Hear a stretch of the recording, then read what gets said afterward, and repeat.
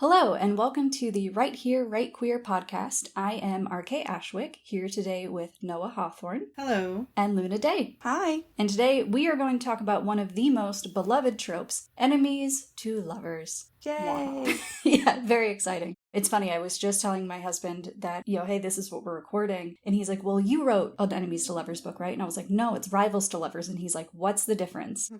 So, to kick us off, why don't we talk about what is enemies to lovers and how is it different from other common lover tropes like annoyances to lovers, rivals to lovers? Does anybody have any thoughts and definitions?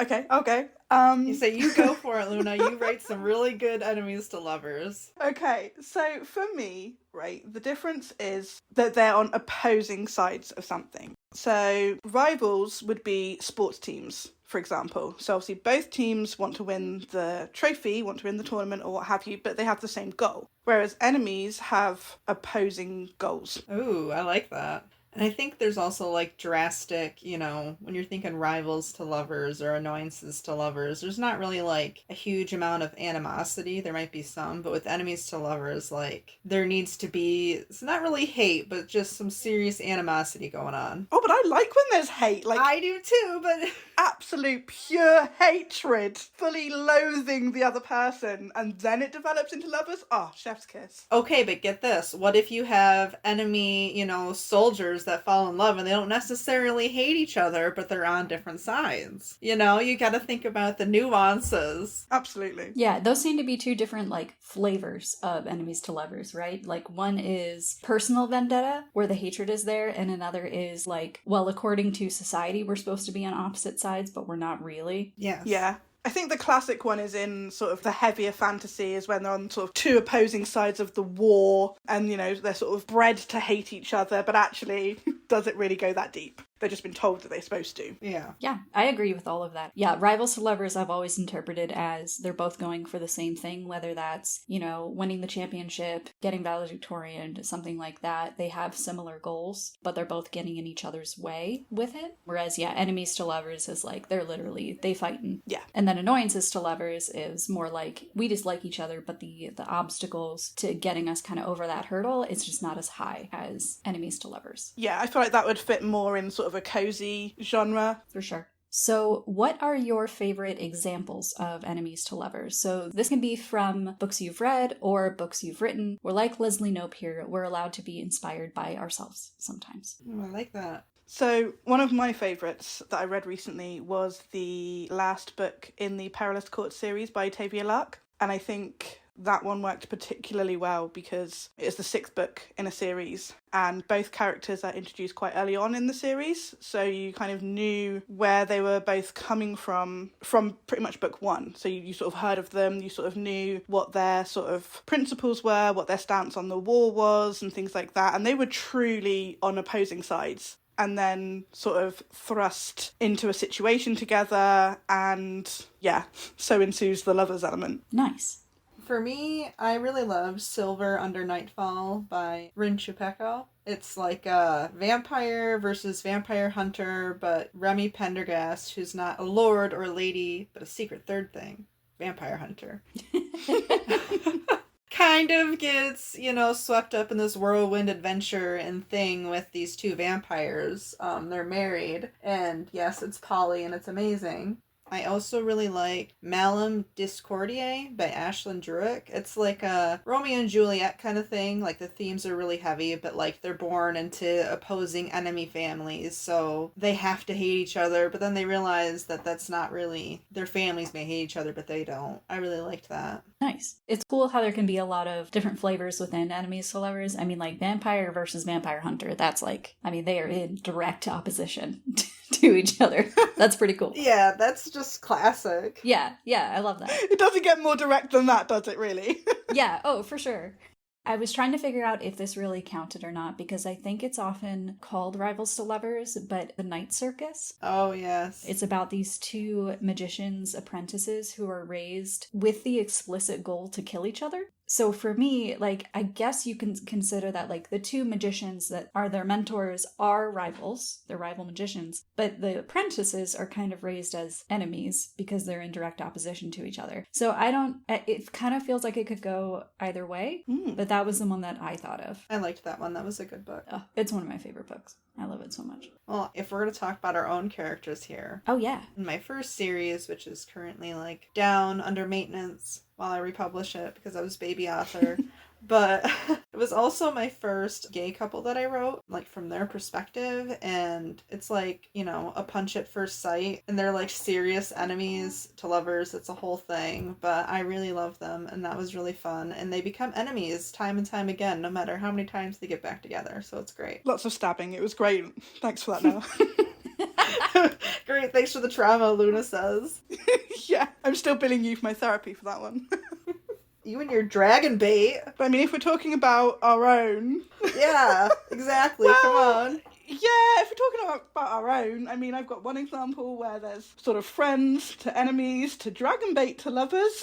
Yeah. And more recently, I have human and fae who absolutely hate each other because it's more of a sort of personality clash. And yeah, my most recent sapphic romance. So, yeah. Awesome. I don't have any enemies to lovers. I have a rivals to lovers and a rival most vile, but I guess I wouldn't classify it as enemies to lovers. It's cozy. No, I would say it's like a rival thing, but I could see you writing a really good one.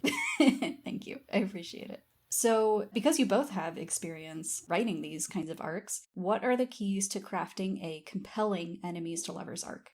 So I think the first thing is to have a really solid foundation for those characters, what it is about each other that they hate or dislike. And I think it boils down to sort of personality and principles and their backstory. So you really know sort of what their core belief system is and what their ultimate sort of end goal, life journey looks like. So that when those two characters meet, you're like, oh wow, these people really are in opposition to each other. And then I have seen it done quite quickly, but I prefer to see it in a slower setting where they sort of start to unravel their core belief system and what they'd been sort of raised to believe or sort of encouraged to pursue, and that sort of breakdown of, oh, this is what I had accepted as truth or fact, and now I'm challenging that, because I have seen it done where it's literally like, this person's really attractive, so now I'm going to throw out all my core beliefs. And that's just not believable to me. I think it really has to be that sort of breakdown of character and sort of a re-understanding, a shift in perspective. I really agree with that. You know, it's like, okay, for once or twice to be like, oh God, I hate him, and how can you just be so good looking? Like, yeah, that's kind of a good throw-in thought, but like, convince me on why the hate or the animosity or like why you're enemies. You know, if it's just like a superficial thing, then it's not gonna get you. You know, it's not gonna feel authentic, and there needs to be a reason, and it can't be quickly undone, because like you said, then were you ever really enemies in the first place, or was it a miscommunication?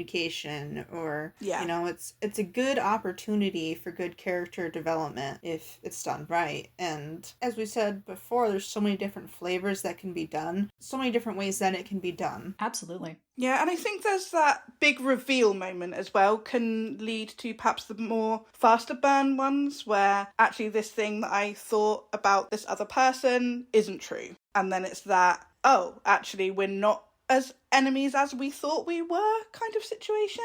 And I think that's why the one I mentioned earlier, the book from Tavia Luck, Prince of Agony, worked so well, because we'd spent 5 books believing certain things about these two characters, and then once you're in their head, it's like, oh, actually, perhaps we were wrong. And that's just really juicy. Yeah, and also, I love when characters are unreliable narrators. And, like, when you do get to see them through somebody else's eyes. Yeah, I think enemies to lovers, and even, like, I think rivals and annoyances, they all lend themselves really well to dual POVs. Yes. Because then you get to really dig into what's the animosity on either side, what are they noticing about each other on either side, and you get to kind of track both of their arcs as that wall kind of breaks down. Like Luna said, it's very satisfying, and it has to be satisfying in order for that arc to be compelling. Definitely. So here's a question. Monster romance.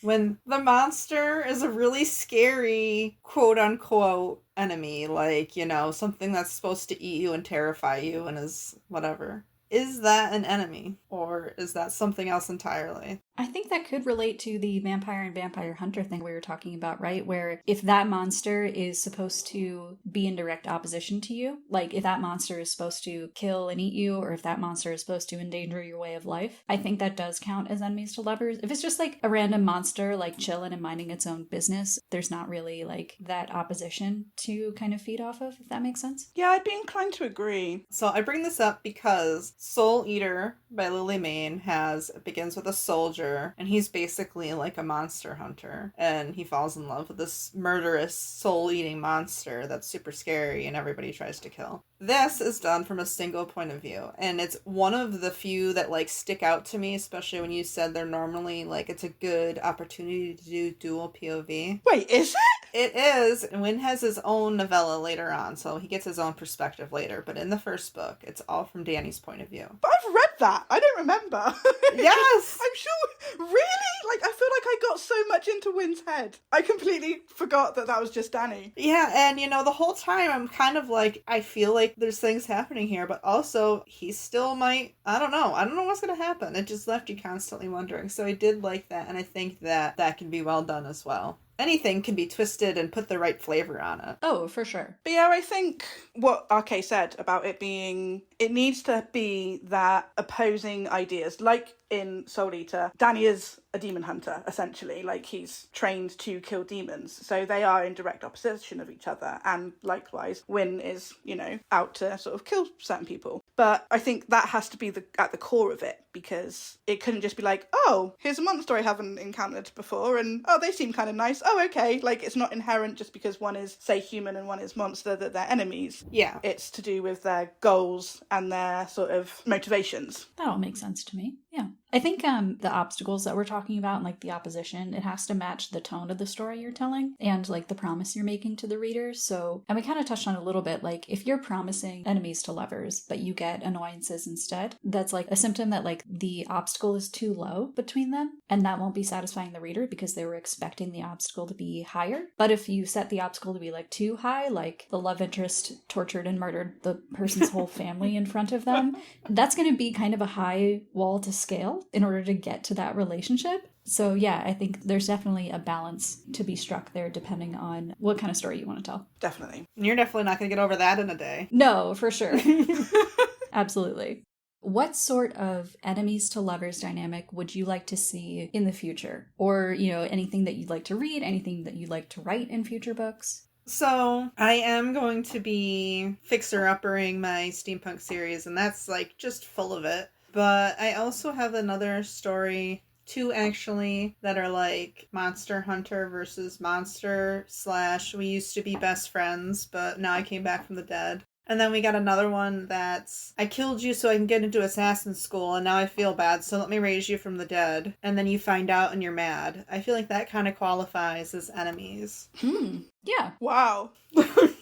Yeah. Okay, so off the top of my head then, I'm going to say, obviously, being who we are, I always love to see it more in queer stories. I do have quite a long list of them already on my TBR, but I always want more of them. And I think it's no secret now, I am amongst friends, that I am a big fan of monster and alien romances. And I would love to see more of it in that genre as well, because I do think it does tend to be more circumstantial, just like, oh, human ends up in the path of the monster, and it's not true enemies to lovers. Like, it really is just like actually, this person's a monster or an alien and they're kind of hot, and we'll just like move past the species thing. It's not true enemies. Yeah, that's my thing with it. I feel like you could write a really good enemies to lovers that not just based on the fact that I crashed on your home planet and now I'm going to colonize it. Like, I feel like you could actually, Yeah, it needs to be that real sort of difference in goals and motivations. Like I said, it is normally, literally, I've crashed on your home planet and like now we're just gonna have to make do, but yeah, you're a different species to me, but it's fine. Like, that's not enemies to lovers. Like, there was no sort of hatred or disdain for each other. It's just like, oh my god, you're freaking me out because you're different to me or something. It's like, that's not enemies to lovers to me. You need to crash land some assassins on there and they're like, please save me, while they also plan to overthrow them. I don't know, something like that. Yeah, there needs to be more sort of angst in there for sure. I do love some angst. We all love angst in this house, don't we? Oh yes, absolutely.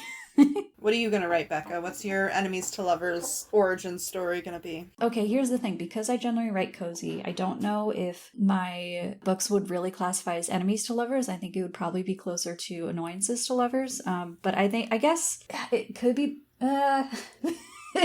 Oh, what a great answer. I feel like maybe both of my upcoming books after Draft for a Dragon could fall into either annoyances or enemies, where one is they're in direct opposition to each other. One is an architect trying to renovate an old house, but there's a ghost in the house who doesn't want him to. So they're not really rivals because they don't have similar goals. They are in direct opposition to each other. That said, there really isn't like a, they haven't personally wronged each other yet. It's just sort of like a standoff between them. I love the sound of that, though. I think I've been doing like annoyances to lovers because like they're not, I don't know, but that also makes it sound like trivial, if that makes sense. I don't know. Listener, if you have a better term for that sort of thing, let me know. But then my other book, a prince has a perfectly competent bodyguard, but then hires a bread witch to kind of act as like a secondary bodyguard with her own magic. And the knight does not appreciate that. So I guess that would be more like we are thrown into working with each other, but we don't want to. Again, it's not really like enemies because they haven't personally wronged each other. So I guess that's more annoyances, but she has like a specific reason for not wanting to work with the Bread Witch. I don't know. I don't have neat log lines for either of these books, as you can tell. They're in very early stages, but who knows? Maybe I will be writing enemies to lovers, maybe I won't be. Okay, hear me out though.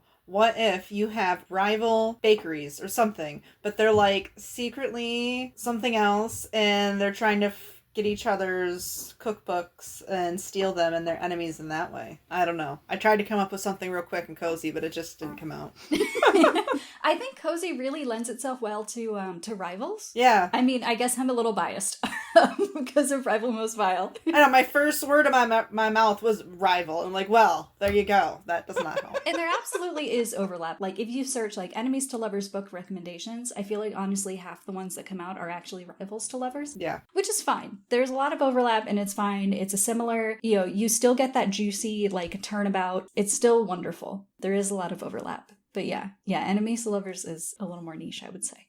And finally, if people want to read your takes on enemies to lovers, where can they find your books? You can find me on Instagram, all the social medias. You can find me on my website, neshimapublishing.com. And yeah. And you can find me, again, on most social medias. And you can find me on my website, which is lunaday.com. And for me, you can find me at rkashwick.com or rkashwickbooks on Instagram. And for this podcast, you can find us on Instagram at Right Here, Right Queer Podcast. That is RAGHT here and RWITE queer. Thanks so much for joining our roundtable, and we hope to see you at the next one. Bye! Bye!